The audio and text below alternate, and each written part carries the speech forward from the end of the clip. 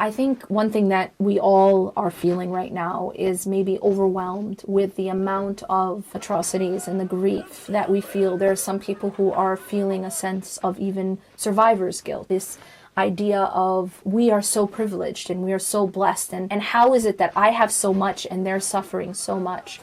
So one of the reminders that I have to, remind myself first, and I hope to remind others, is number one, Allah subhanahu wa ta'ala tests us in various ways.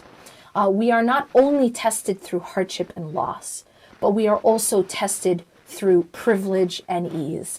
And so we should recognize that we're also being tested right now. Allah subhanahu wa ta'ala can test someone by giving them everything, or He can test someone by taking away everything.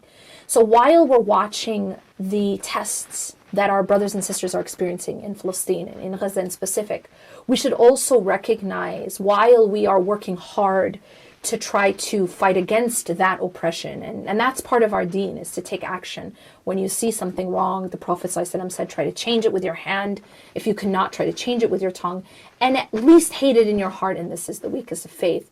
But while we're doing that and we're making dua for our brothers and sisters, we should also recognize that we are being tested as well, through our blessings and through our privilege and through our ease. And so to be mindful that we're passing our test as well.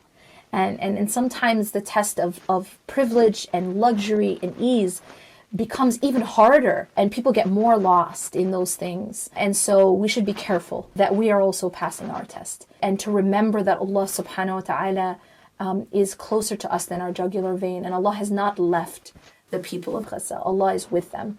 And that's something that you hear them say again and again. Even if all the nations have left us, Allah has not left us. And I've heard this from children. So just while we're working and while we are making dua, also never ever losing hope in Allah subhanahu wa ta'ala, because Allah is with them.